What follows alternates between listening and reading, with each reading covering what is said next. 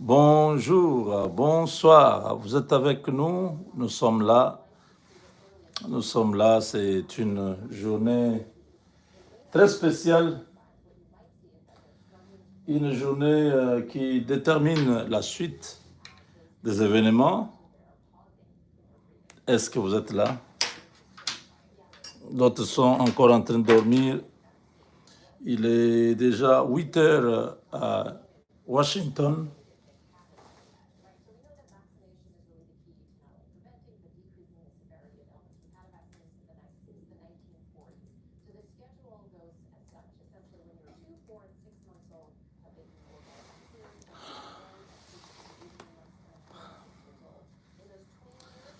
Voilà, c'est un grand jour. Ça s'annonce une fête. Hein.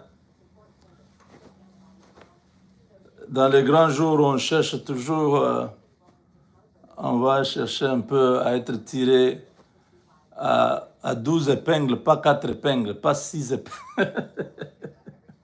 On se tire toujours, on s'assure que on peut être confondu à un diplomate ou à un ministre ou à une excellence ou à... Donc, bref, on est là, mes chers amis. Chimbouboui.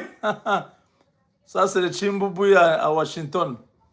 Donc, les témoins de l'histoire, nous sommes là. Donc, voilà, mes chers amis, Kagame contre mur, Kagame lâche le Congo. 30 ans après, il fallait Donald Trump. Il fallait Trump, il fallait un homme dur comme Eric Prince qui amène tout un tas de preuves. Il dépose sur la table. Il dit, Monsieur le Président, ça fait un temps que je tente de vous persuader à me donner le marché de la RDC. Regardez ce que Kagame est en train de faire. Depuis 30 ans, Eric Prince a étalé tous les partenaires du Rwanda, toutes les armes que le Rwanda utilise, les drones que le Rwanda utilise, tous les aspects sécuritaires. Il dit, ce pays-là a un grand potentiel, la RDC, mais si nous laissons le Rwanda continuer à faire ça, ça va être une catastrophe. Le rapport de l'ONU était adjoint à son rapport à lui. Eric Prince a pris 2 jours pour convaincre Donald Trump et tout avait basculé depuis ce temps-là. Oui, quand vous voyez Eric Prince parler avec précision, parce qu'il a les éléments, il sait ce qu'il faut faire. Kagame est complètement cuit. Et ni Kagame, ni ses hommes, personne ne peut parler. Depuis qu'Eric Prince a parlé, tous les éléments qu'il a avancés, ça prouvait que le Rwanda a vraiment détruit le Congo. Et là, on les met devant un fait accompli, signe, tu te retires. Il n'y a pas de conditions à poser. C'est ça le problème.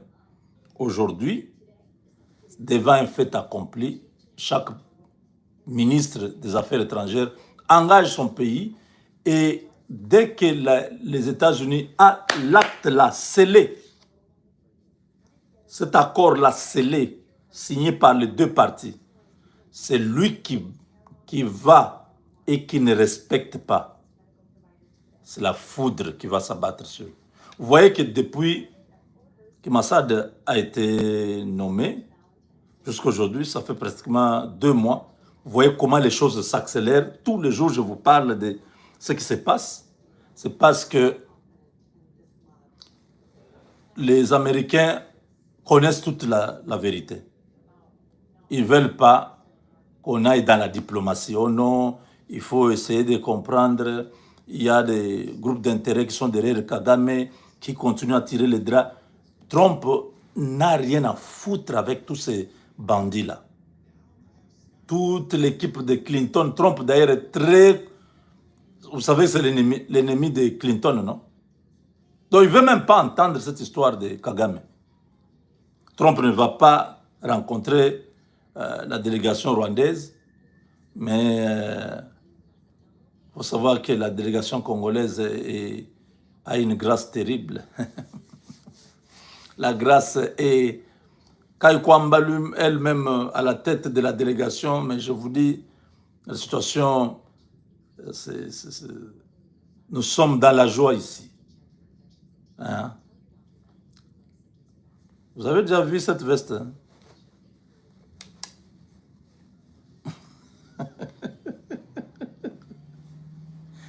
Hein? Futur qui? Donc,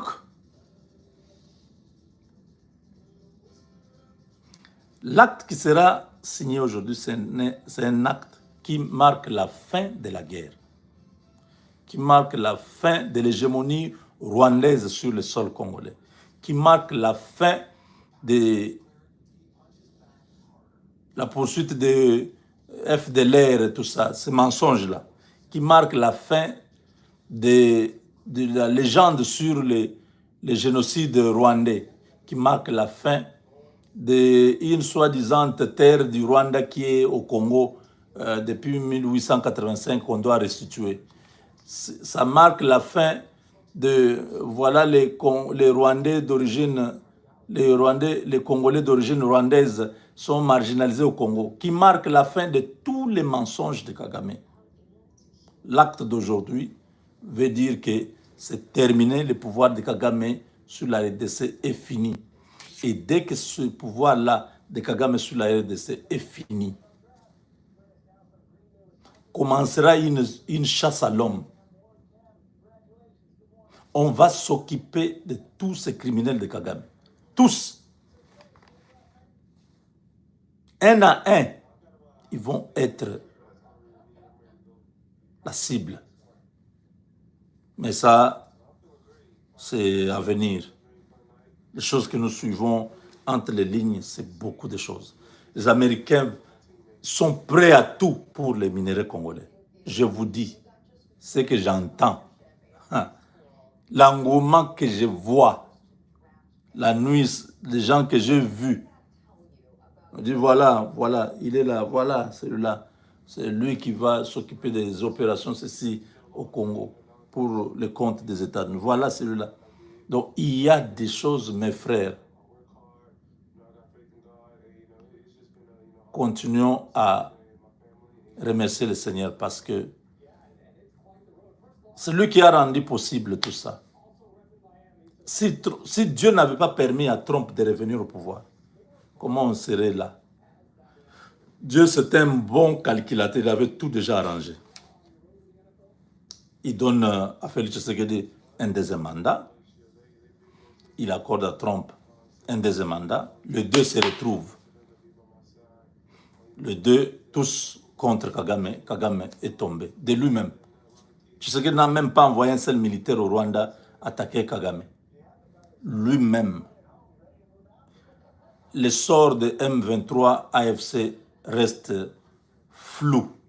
Ce qui veut dire que les Américains ne vont pas perdre leur temps à s'occuper. Les M23 iront où ça devient quoi? Parce que s'ils ne quittent pas le sol congolais, Eric Prince avec Blackwater arrive. Ils ont signé déjà les contrats. Eric a un grand contrat. Depuis qu'il a fait les sales boulots pour le gouvernement américain, ça c'est son premier grand contrat de plusieurs millions de dollars chaque mois. Les Américains ont garanti qu'ils puissent prendre le contrat. Parce que ça c'est une armée américaine qui vient, mais pas avec le logo de l'armée américaine comme un groupe paramilitaire qui aura tout, je dis tout. Aucun pays africain ne pourra encore mettre l'insécurité en RDC. Aucun. Parce que ça sera comme une base de l'Africom, la RDC. La base de l'Africom sera au Congo. Je vous ai parlé de l'ambassade, non? Qu'on est en train de mettre déjà en construction. Ça, c'est pour assurer toutes les opérations américaines en RDC. Donc, vous serez à l'ambassade là comme si vous êtes aux États-Unis, parce que tous les services qui sont aux États-Unis seront sur place. Comme il y aura beaucoup d'Américains, il y aura beaucoup de besoins, beaucoup de choses, tout sera sur place. Donc, c'est en prévision de cela qu'ils sont en train de faire tout ça. C'est pourquoi j'ai parlé ces 2 dernières semaines un peu dur envers notre gouvernement en disant, mais les autres sont en train de se préparer, les autres sont en train d'anticiper les choses. Du côté congolais, on fait quoi? Il y a quoi jusque-là pour ce partenariat que nous voulons? Qu'est-ce qu'on a fait?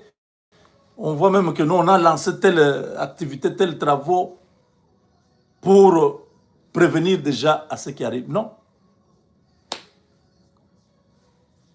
La conséquence, c'est que nous risquons de voir les premiers emplois vont aller vers les pays limitrophes. C'est eux qui vont venir travailler chez nous. Parce qu'il n'y aura pas la main-d'œuvre chez nous. Ils vont commencer à aller dormir. Par exemple, si les entreprises s'installent à Goma là-bas, pour les coltans et tout ça, ils vont commencer à dormir au Rwanda. Peut-être parce qu'au Congo, il n'y a pas des infrastructures, il n'y a pas de courant, il n'y a pas l'eau, il n'y a pas les routes, il n'y a rien. Vous voyez? S'ils sont au Katanga, ils risquent de commencer à aller dormir en Zambie. Parce qu'en Zambie, il y a du courant. Au Congo, vous êtes à Lubumbashi, là, il n'y a pas de courant.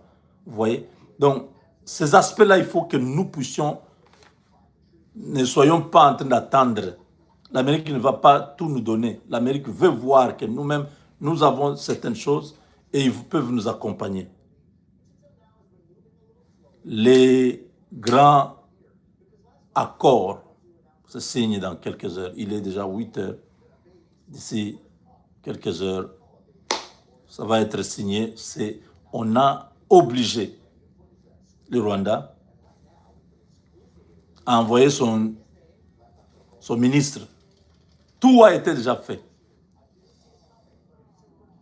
Ni le Burundi, et plutôt l'Ouganda, ni le Kenya, personne ne va ouvrir la bouche.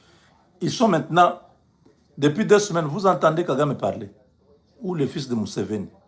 Je vous ai dit que l'affaire là est finie.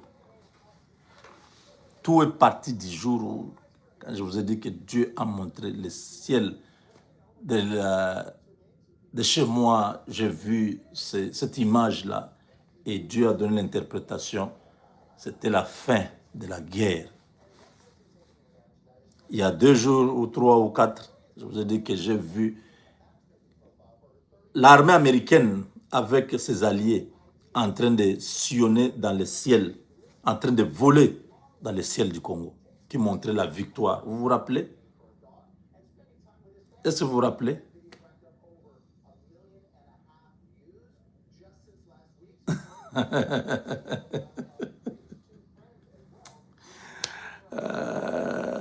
Alors en Zambie, les gens qui sont charnels ne vont jamais comprendre.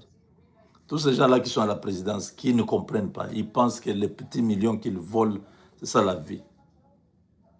Monsieur, il faut croire en Dieu, il faut servir Dieu. Même si vous êtes nommé, il faut avoir les valeurs chrétiennes en vous. Dieu nous conduit depuis le début. Il y a même un de mes abonnés qui est à Londres qui m'a rappelé ce matin. Il dit, Moubenga, tu te rappelles que tu nous as parlé de ton arrière-grand-mère qui avait fait appel à toi avant sa mort et qui avait lâché des paroles sur toi. C'était en 1990. L'arrière-grand-mère, c'est-à-dire c'est la maman de mon grand-père maternel, le papa de ma mère, sa maman. Donc c'était une dame qui était née approximativement vers les 1800, parce que mon grand-père là, mon grand-père était de 1928, quelque chose, mais il n'était pas le fils aîné. Il était, je crois, quatrième. Donc, si vous mettez que ses grands frères étaient nés dans les 1900, je sais pas, 15, leur maman là devait être née dans les 1800. Donc, il avait fait appel à moi. J'étais à Moueka. Elle a appris que son arrière-petit-fils est arrivé. On venait de Kisangani avec ma mère. Elle a envoyé le message.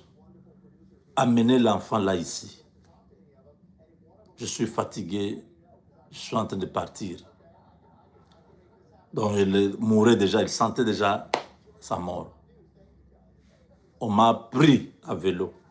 D'urgence. Nous avons marché la nuit et les jours. Pendant une journée, on est arrivé. Quand je suis arrivé, on lui a signalé que ton arrière-petit-fils est arrivé, il est dehors. Elle ne voyait plus, elle avait 108 ans. Elle rampait, elle marchait, donc elle rampait avec les mains. Elle était redevenue comme le bébé qui rampe là, voilà. Elle ne voyait plus, elle pouvait parler, elle pouvait toucher. Quand je suis entré dans la case où elle était, elle a commencé à pleurer, elle a commencé à parler, elle me touchait, elle parlait, elle lâchait des paroles, elle disait des choses. Elle disait des choses. J'ai parlé ça dans une des émissions, il y a longtemps. C'est un abonné qui est à Londres, un frère que j'aime beaucoup, qui m'a rappelé, ça m'a dit, ben, tu te rappelles, tu nous as parlé une fois. Toi, tu es béni. Toi, on a lâché des paroles sur toi. Donc, quand vous nous voyez comme ça, nous avons une alliance avec Dieu, même au niveau de ceux qui nous ont mis au monde. Nous sommes bénis. Nous avons des paroles. Avant que Jacob ne meure, il a béni chaque enfant parmi ses 12 enfants. Ça, c'est en Égypte. Vous comprenez? Donc, la bénédiction joue un grand rôle dans la vie d'un enfant. Donc, je suis un enfant béni, et par Dieu, par Jésus-Christ, et par la famille. Parce que voir cette connexion que nous avons avec Dieu, ça ne vient pas comme ça. C'est Dieu qui sait. C'est que celui-là, je vais l'utiliser. Et parce qu'avant, je me posais la question, mais pourquoi ces choses, je dois voir toutes ces choses, je dois voir toutes ces choses. Il y a une maman qui m'a dit à New York, ça c'était en 2018, je crois, 2018-2019, elle dit, Dieu t'a mis là. Tu as un rôle très capital pour la RDC, sur le plan spirituel. Continue, continue, continue. Fais le travail. Dieu va t'utiliser. Ah, Marceline, que Dieu vous bénisse. Je ne pouvais pas comprendre. Elle a l'expérience. C'est comme Samuel qui dit à Saül, cette fois-ci, si on t'appelle, réponds. Parce que le vieux prophète avait l'expérience. Quand Saül lui dit, on m'appelle, il y a une voix qui m'appelle. Il dit, ah, ça c'est l'appel de Dieu. Cette fois-ci, si on t'appelle, il faut répondre.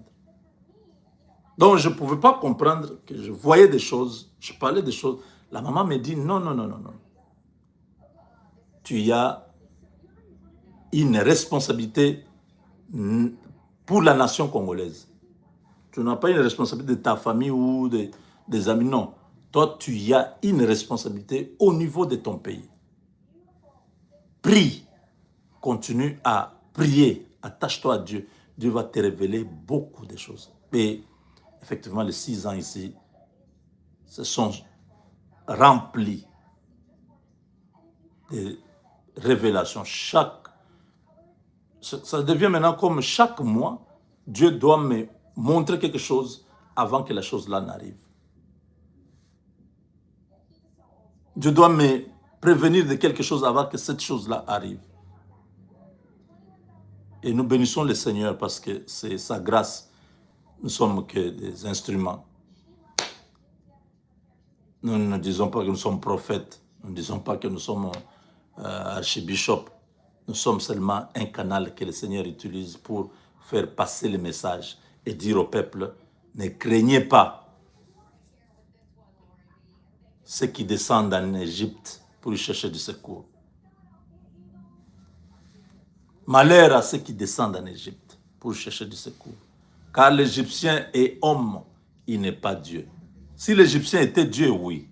Mais parce que l'Égyptien est un homme, ce n'est pas un Dieu. Un homme, ce qu'il aura dit, ça n'arriverait pas, mais ce que Dieu dit, c'est ce qui va arriver.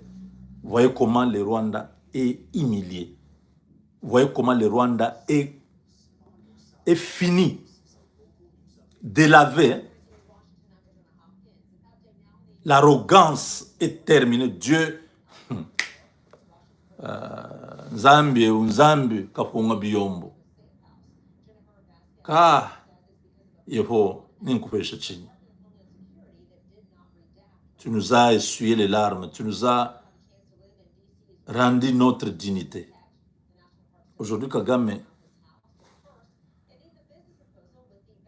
qui jurait sur la mort de Tshisekedi, qui s'est tapé le luxe de dire que l'Est du Congo, ça va appartenir au Rwanda.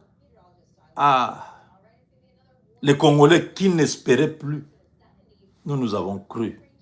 Parce que tu nous as parlé, tu nous as dit, je ne vous laisserai pas, je ne vous abandonnerai pas. Aujourd'hui, voilà comment les choses sont en train de se passer. Ceux qui parlaient hier, ils ne peuvent plus parler aujourd'hui.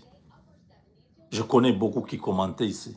Je leur disais, dans cette bataille, Tshisekedi va gagner. Kagame va perdre. Je vous disais ça chaque fois. Yanke na planae, Yuma pe na planae. Mais Yuma barré Yanke. Je le disais. Je pensais que j'étais en train juste de... Parce que vous savez, la foi transcende le visible.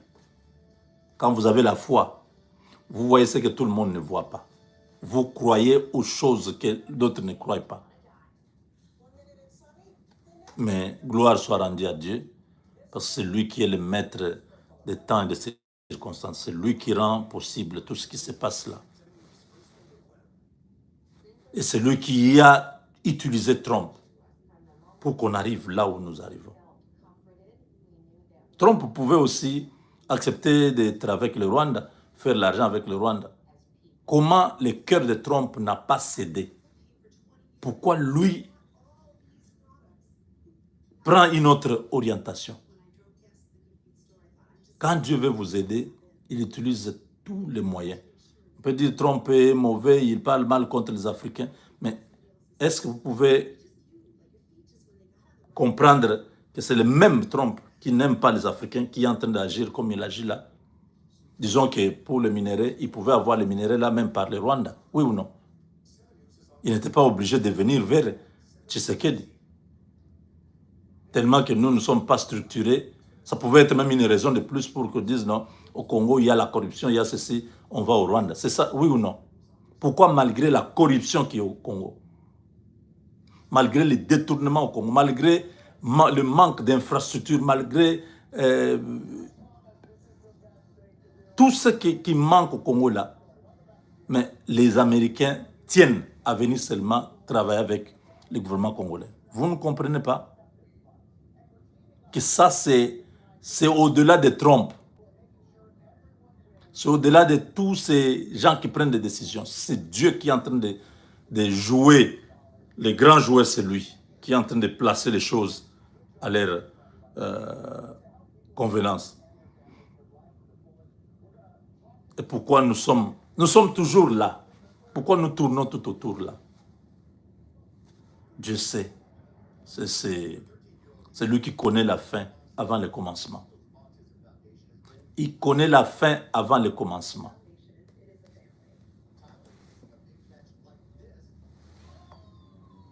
Ninkwimbile musungidi wanyi Bwabutumbi nebunene Ninkwimbile musungidi wanyi Bwabutumbi nebunene.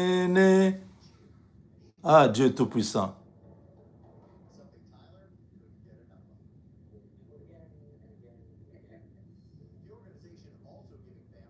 Il faut chanter cette chanson-là. Il est Dieu Tout-Puissant. Ouf, j'ai un sentiment de joie, d'émotion. Il y a tout dedans. Je dis, quand Dieu entre dans une affaire, tout ce que l'ennemi tente échoue. Tous les petits plans à gauche, à droite échouent.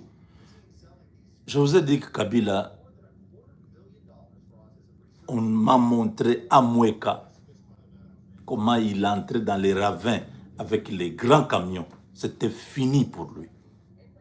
Si vous croyez à ce que Dieu a parlé à travers nous, vous n'allez même pas commencer à dire non, il est rentré et Kabila va venir maintenant. Parce que les gens continuent à croire. Je vous ai dit que l'argent c'est du papier, l'argent ne signifie rien. Si vous n'êtes pas avec Dieu, l'argent c'est rien. Vous pouvez tout tenter. Vous pensez que les gens qui ont beaucoup d'argent, les milliardaires là, si l'argent répondait à tout, ils ne pouvaient pas mourir.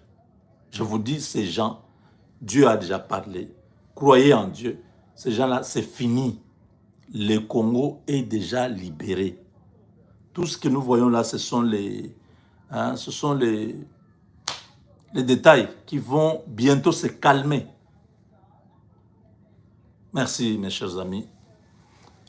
J'ai quelques rencontres, quelques réunions dans la journée. Je préfère qu'on puisse en parler un peu plus tard. Merci, le temps est déjà passé, je dois courir vite. Avec Dieu, nous vaincrons.